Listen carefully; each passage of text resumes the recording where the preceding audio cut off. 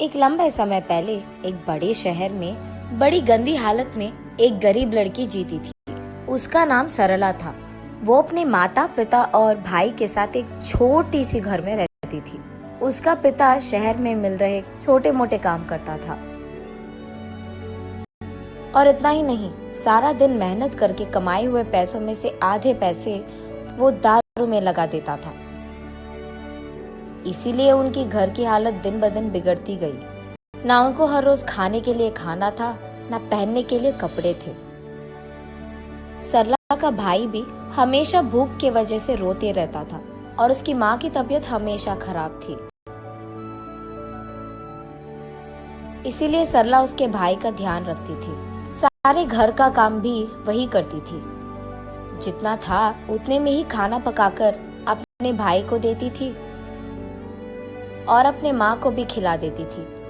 अगर कुछ बचता तो खाती थी, वरना वो भी नहीं करती। ऐसे दिन बीतते गए और उसकी माँ की हालत बिगड़ता गया। इसीलिए कम से कम 2 दिनों में एक बार भी खाना मिलना मुश्किल बन गया था।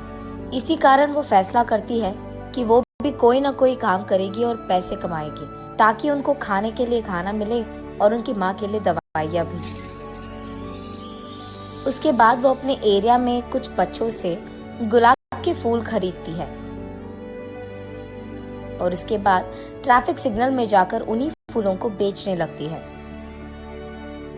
ऐसे दिन पूरा खाए बिना सोए बिना मेहनत करके कमाए हुए कुछ पैसों से वो अपने भाई और माँ को खाना देती थी।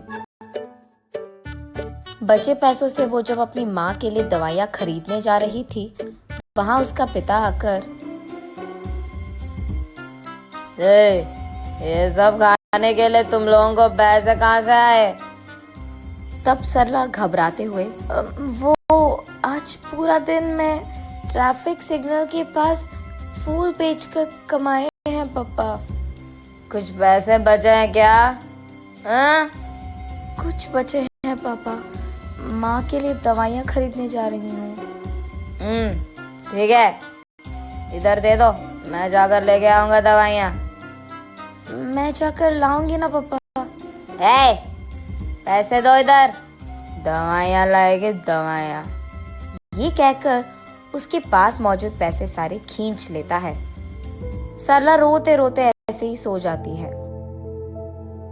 अगले दिन कुछ खिलौने लेकर उसी ट्रैफिक सिग्नल के पास उन्हें बेचने जाती है सरला।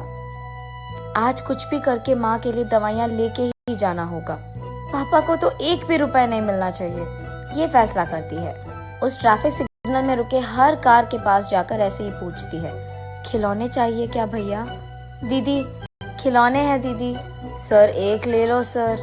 मैडम 1 खिलौना ले लो मैडम। सर 1 खिलौना खरीदो सर। दीदी 1 खिलौना दीदी। ऐसे वहां आते जाते सब लोगों से वो विनती करती है, लेकिन 2 पैर होने के बावजूद एक भी खिलौना कोई भी नहीं खरीदता है और उसे एक फूटी कौड़ी भी नहीं मिलती है। इसलिए सरला बहुत निराश होती है और क्योंकि वो सुबह से कुछ नहीं खाई है, उसे बहुत थकान सा होता है।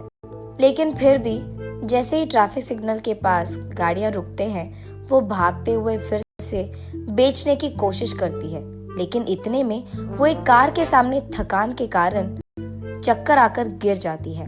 जब आंखें खोलकर देखती है तो सरला एक बड़ी सी घर में और बड़े से बेड पर सोती रहती है और वहां मौजूद 2 आदमी, मेरा नाम सुरेश है बेटी और ये मेरी बीवी है सुमति।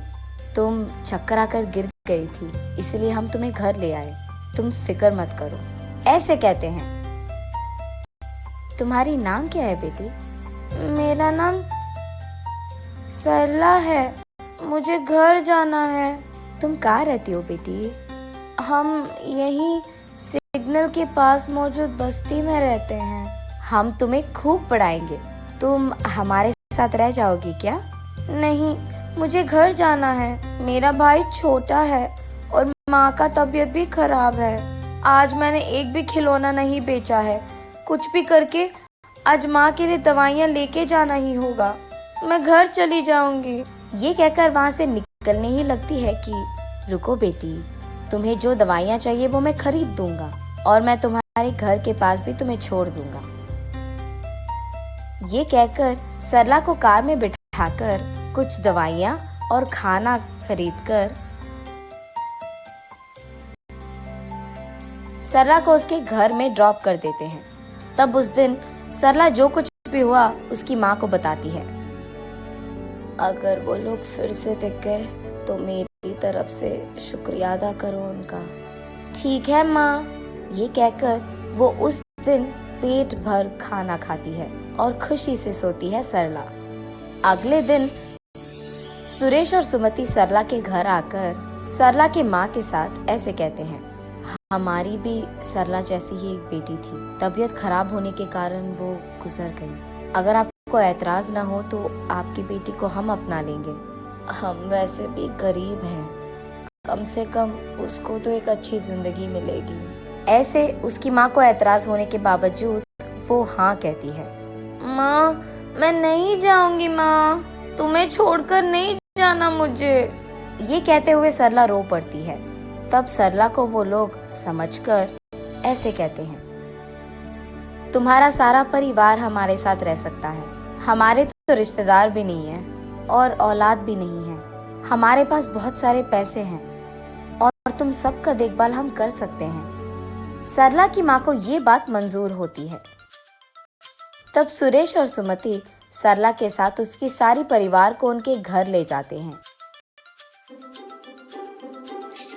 अगले ही दिन से सरला एक बड़ी पाठशाला में पढ़ने के लिए जाती है और सरला के भाई को खेलने के लिए बहुत सारे खिलौना खरीद कर देते हैं। सरला की माँ को भी एक अच्छी अस्पताल में इलाज करवाते हैं और सरला के पिता को काम करने के लिए एक अच्छी नौकरी देते हैं।